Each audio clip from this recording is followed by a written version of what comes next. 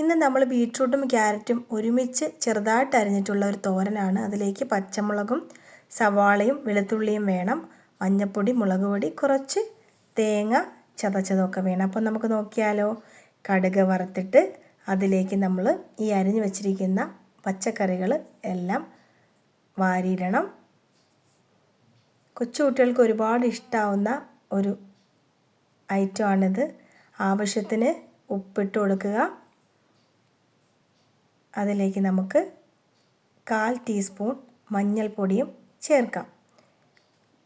എന്നിട്ട് ഇളക്കി കൊടുക്കണം. ഇത് കുറച്ച് വെള്ളം ഒഴിച്ചാണ് നമ്മൾ വേവിക്കേണ്ടത് കേട്ടോ. കുറച്ച് വെള്ളം ഒഴിച്ച് കൊടുത്താലേ ഇത് വേഗത്തുള്ളൂ. വെള്ളം ഒഴിച്ച് കൊടുത്ത് വേവിക്കണം. കാരണം ടേസ്റ്റ് വരണമെങ്കിൽ കുറച്ച് വെള്ളം ഒഴിക്കണം. അല്ലെങ്കിൽ നമ്മൾ ഇടയ്ക്കിടയ്ക്ക് ഇളക്കി കൊടുത്തിരുന്നാലും മതിയാവും. പക്ഷെ ഞാനിപ്പോൾ കുറച്ച് വെള്ളം ഒഴിച്ചുകൊണ്ടാണ് വേവിക്കുന്നത്. അതങ്ങനെ അടച്ച് വയ്ക്കാം. കുറച്ച് നേരം അവിടെ നിന്ന് വേകട്ടെ. കുറച്ച് കഴിഞ്ഞ് നമ്മൾ തുറന്ന് നോക്കിയപ്പോഴേക്കും വെന്തിട്ടുണ്ട്. വെളുത്തുള്ളി ചതച്ചിടണം. ഞാനിതിലേക്ക് പച്ചമുളകിൻ്റെ കഷ്ണങ്ങൾ വലുതായിട്ടാണ് അരിഞ്ഞിരിക്കുന്നത്. കാരണം മോൻ കഴിക്കുന്നത് കൊണ്ടാണ്.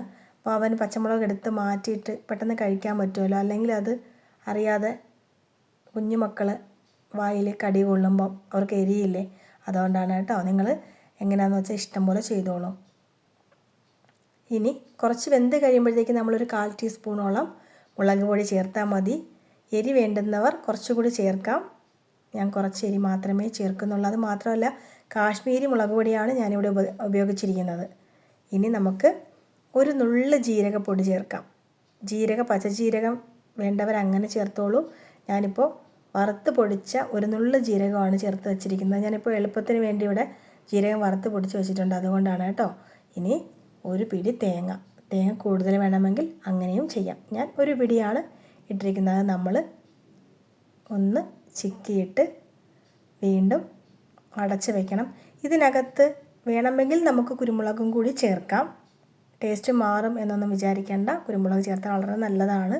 അപ്പോൾ ഞാനിപ്പോൾ ഇതിൽ കുരുമുളക് ചേർത്തിട്ടില്ല.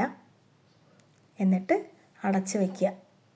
നമ്മുടെ വീട്ടിൽ ആഹാരങ്ങൾ കഴിച്ചിട്ട് അഭിപ്രായം പറയുന്ന മക്കളോ ഭർത്താവൊക്കെ ഉണ്ടെങ്കിൽ നമുക്ക് ഓരോ ദിവസം വിഭവങ്ങൾ ഉണ്ടാക്കാൻ ഒരുപാട് സന്തോഷം ഉണ്ടാകും അല്ലേ. എന്ത് തന്നെയായാലും കഴിച്ചിട്ട് കൊള്ളാം, അല്ലെങ്കിൽ ഇന്ന പോരായ്മകളുണ്ട് എന്നൊക്കെ പറയുമ്പോൾ ഒത്തിരി സന്തോഷമല്ലേ.